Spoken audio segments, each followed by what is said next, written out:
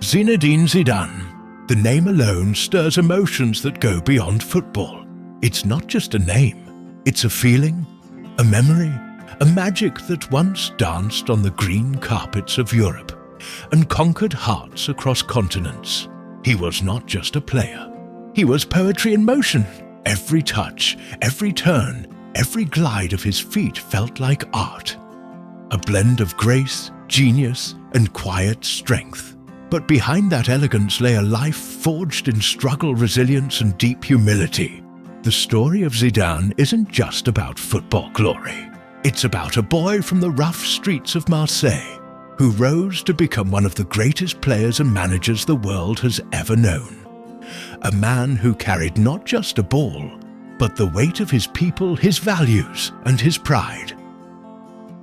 Born on June 23, 1972, in La Castellane, one of Marseille's toughest neighborhoods, Zinedine Zidane was the fifth and youngest child of Smail and Malika Zidane, Algerian immigrants who had left their homeland in the 1950s in search of a better life in France. Life in La Castellane was far from glamorous. The family lived in a small apartment in a high-rise building, surrounded by poverty, unemployment, and a tough street culture. But even amid the chaos, the young Zinedine found solace in one thing: football. For him, football wasn't just a game. It was an escape, a passion, a dream that gave light to his humble world. Please like, share, and comment on the video with your valuable feedback. Don't forget to subscribe to my channel to get notified of new videos. Tell us in the comments if you would like to see the biography of your favorite footballer. He began playing on the concrete playgrounds and dusty open spaces near his home, often barefoot, using old clothes as goalposts. It was here that Zidane first developed the silky touch, the perfect balance, and the quick awareness that would later make him a legend. He played for hours, losing track of time, with a deep calm and intensity that was rare for a boy his age. Those who saw him then often said he never shouted. He just let the ball speak for him, and indeed it did. His relationship with the ball was different, as if it was a part of him, as if they shared an understanding beyond words. His parents, strict and hard-working, valued education, discipline, and respect above all. Smail, his father, worked as a warehouseman and night watchman, while his mother managed the household. They instilled in their children a strong sense of dignity and humility. Zinedine often helped his father with small chores, learning early the value of effort and patience. Yet even then, his eyes were fixed on something larger. His dream wasn't luxury or fame. It was simply to play football and make his parents proud. At age 10, he joined his first club, US Saint-Henri, before moving to Esso Septem-le-Vallon. His talent was obvious, but his path was never easy. He was often targeted with racist taunts and insults because of his North African roots.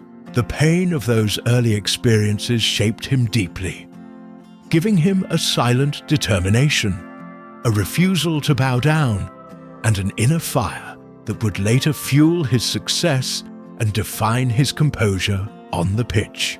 Zidane once said in an interview, "I never forget where I come from. That is who I am." His life changed forever when, at the age of 14, he was spotted by a scout from AS Cannes. He was offered a chance to train at their academy. Far from home, far from the life he knew, it was his first step into professional football. When he arrived in Cannes, he was a shy, quiet teenager. His host family remembered him as polite, introverted, and deeply focused on his training. He wasn't loud or flashy. He preferred long walks, silence, and solitude. But when he stepped onto the field, everything changed. The shy boy transformed into a magician. Coaches were stunned by his balance, his control, and his vision. How he could see passes no one else could. The ball obeyed him as if it belonged to him. At Cannes, Zidane developed quickly, making his professional debut in 1989 at just 17. He impressed everyone with his calmness and intelligence. Soon after, in 1991, he scored his first professional goal. And as tradition had it, the club president promised him a car if he scored. Zidane did, and the car arrived. But he didn't celebrate like other youngsters might have. Instead, he called his parents first. That call was not about the car, it was about pride. Their son had made it onto the stage they'd never imagined possible. After 3 seasons at Cannes, Zidane moved to Bordeaux in 1992, where his reputation soared. Under the lights of Bordeaux, he blossomed into a complete midfielder. Elegant yet strong, creative yet composed. His ability to dictate the rhythm of a game, to control its tempo, and to decide outcomes with a single moment of brilliance caught the attention of Europe's top clubs. He also found something equally precious during his Bordeaux years: love. It was here he met Véronique Fernandez, a Spanish-French dancer and model who would later become his wife.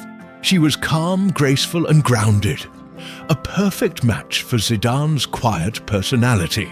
They married in 1994, and their relationship became a cornerstone of his life. Despite the fame and chaos that would later surround him, Zidane always credited Véronique for being his anchor, his peace, his strength. By 1996, after 4 successful years at Bordeaux, and having played a key role in leading them to the UEFA Cup final, Zidane received offers from some of Europe's biggest clubs. Juventus came calling, and he accepted. Moving to Italy was a leap into the elite world of football. The land of tactical battles, fierce rivalries, and immense pressure.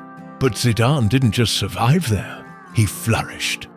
At Juventus, he wore the iconic black and white stripes and quickly established himself as one of the best playmakers in the world. Under manager Marcello Lippi, Zidane mastered the art of control, both of the game and of himself. He led Juventus to 2 Serie A titles and a Champions League final.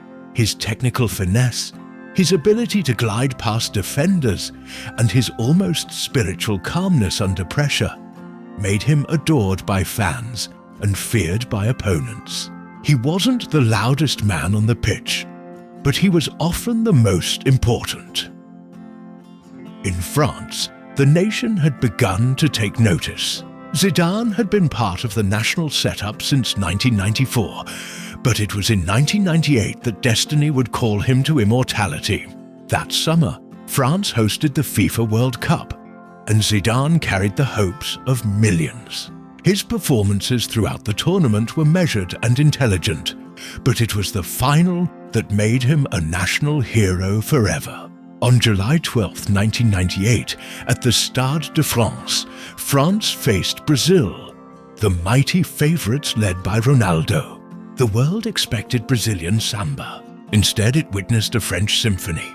Zidane, the boy from the tough streets of Marseille, scored 2 stunning headers in the first half, leading France to a 3-0 victory and their first ever World Cup title. The moment he lifted that golden trophy, surrounded by his teammates, tears glistened in his eyes. It was more than victory. It was vindication. For every insult, every struggle, every night his father worked 2 jobs to feed the family. In that instant, Zinedine Zidane became more than a footballer. He became a symbol of hope for immigrants, for dreamers, for every child who dared to rise beyond their circumstances. 2 years later, in Euro 2000, Zidane again led France to glory. His performances were majestic, a master at the peak of his powers.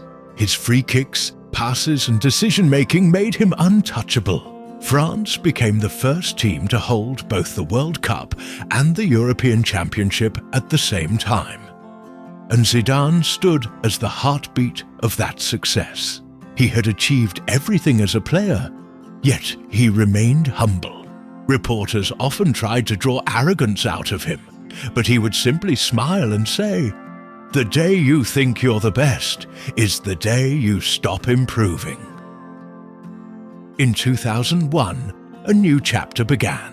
Real Madrid, in the midst of building their Galactico era, signed Zidane for what was then a world record transfer fee of around $75 million. Many wondered if he could handle the pressure. But once again, Zidane let his feet do the talking. In his very first season, he produced one of the most iconic goals in football history. A left-footed volley in the 2002 Champions League final against Bayer Leverkusen. That single moment, the precision, the timing, the perfection, remains etched in history. Real Madrid won the title, and Zidane became the king of the Bernabeu. Over the next few years, he played alongside legends like Ronaldo, Figo, Raúl, and Beckham. Together, they brought glamour to football. Yet Zidane stood apart. He wasn't a celebrity chasing headlines. He was an artist creating masterpieces. Fans loved him not for what he wore, but for how he played. Silently, gracefully, and without ego. Off the pitch, Zidane's life remained simple. He lived with Veronique and their 4 sons, Enzo, Luca, Theo, and Elias, all of whom would follow in his football footsteps. He didn't seek luxury for its own sake, but his success brought him immense wealth. His net worth, as of 2025, is estimated to exceed $150 million, built from football contracts, endorsements with brands like Adidas and Audi, and managerial success. Yet true to his roots, Zidane avoids extravagance. His properties, though luxurious, reflect elegance more than excess. Homes in Madrid, a villa in Spain, and quiet retreats for family privacy. His charitable side, though rarely publicized, is vast. Zidane has supported numerous causes for children, hospitals, and underprivileged communities. He never flaunted his giving. He simply did what he felt was right. Those who've met him often describe him as the same calm, respectful man he was as a young boy in Marseille. Fame never changed him. It merely magnified his humility. For Zidane, success was never about money or headlines. It was about honor, family, discipline, and the game itself. Even in silence, his presence speaks volumes. The calm gaze, the graceful walk, the thoughtful words. They carry the weight of wisdom earned through a life of purpose. Zinedine Zidane's story is not just about how far a man can go. It's about how gracefully he can walk that journey. Through glory, pain, love, and redemption. From the concrete fields of La Castellane to the grand stadiums of the world, he remained the same.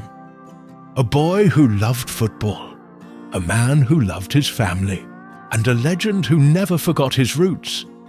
In a world filled with noise and ego, Zidane's quiet greatness stands timeless. His story will forever remind generations that true strength lies not in shouting the loudest, but in playing the most beautifully and living the most humbly. Because Zinedine Zidane was never just a footballer. He was and always will be football itself.